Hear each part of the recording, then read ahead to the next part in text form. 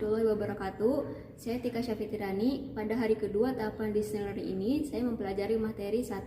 Wawasan kebangsaan dan nilai-nilai bela negara. 2. Isu kontemporer. Dan 3. Penerapan sila-sila Pancasila dalam kehidupan sehari-hari. Pada materi wawasan kebangsaan dan nilai-nilai bela negara, saya mempelajari 5 materi pokok.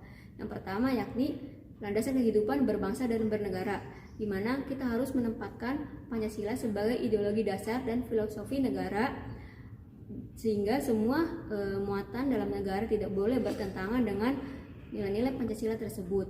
Yang kedua mengenai bentuk negara dan makna kesatuan. Bentuk negara Indonesia adalah kesatuan berbentuk republik. Adapun makna kesatuan pada penyelenggaraan negara dapat kita temui pada masa Sumpah Pemuda, Proklamasi, dan Deklarasi Juanda.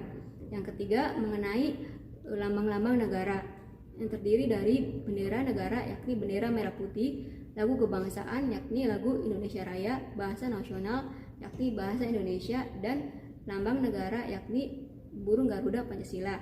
Yang keempat mengenai mengidentifikasi dan menaati peraturan perundang-undangan, di mana semua warga negara harus menaati semua peraturan perundang-undangan agar tercipta suasana negara yang aman dan adil bagi seluruh warga negara.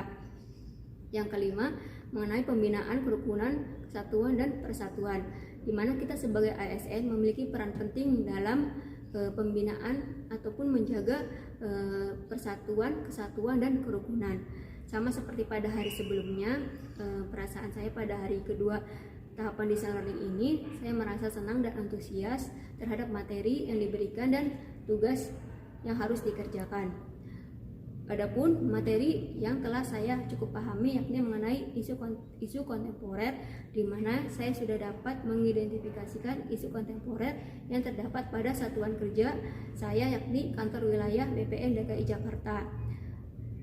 Dan saya menuangkannya dalam tugas individu kedua pelatihan dasar CPNS ini.